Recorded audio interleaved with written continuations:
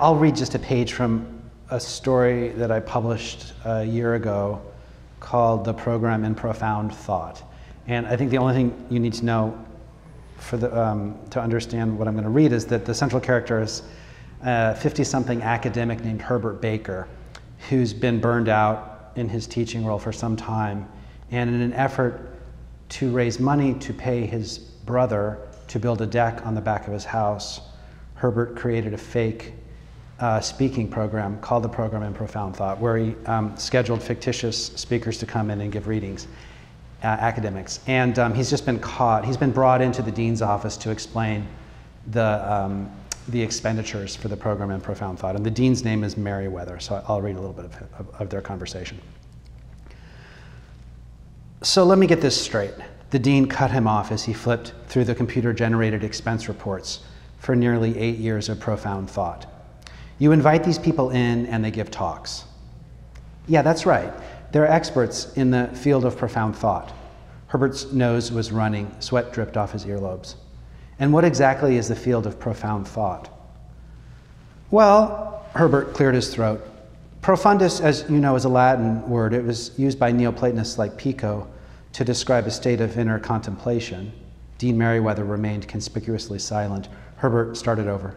The Program in Profound Thought has as its aim, well, its aim is twofold. As the initial grant application explained, there is quite a bit of speculative thought on metaphysics and ontology.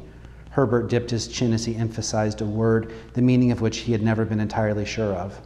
They can't be placed squarely in a single academic circle. He paused in admiration of his own deliberately mixed metaphors and then continued.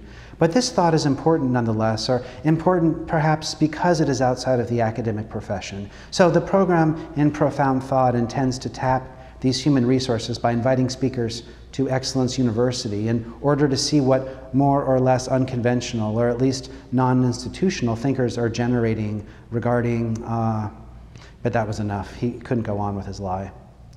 Merriweather twirled his pencil on his thumb with his fingers. He was really good at it too. The pencil spun like a gyroscope. So you've brought in independent scholars exclusively in order to give these talks. That's right, Herbert said. It's my belief that academics have a lot to learn in interdisciplinary terms from thinkers who work outside of the academy entirely. And these scholars have given talks like, and Merriweather now pulled a sheet out from a folder, Red Fruits, Green Vegetables, and the Mind Diet of Post-Structuralism. That was the title of one of the presentations given last year. Yes, it was, Herbert said, and what a talk that was, very enlightening.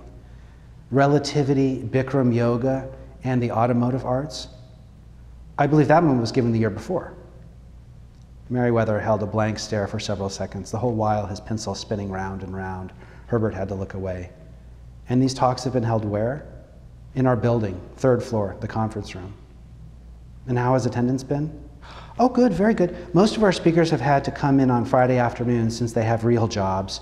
Herbert painted quotation marks in the air with his fingers. And to be honest, not all of my colleagues make it in on Fridays. He rolled his eyes with mock disdain. Herbert himself hadn't been on campus on a Friday since the end of 1988, when he had ransacked the house looking for their title deed so he could try to refinance their mortgage, and ended up driving onto campus to thumb through his filing cabinet in search of the scrap of paper.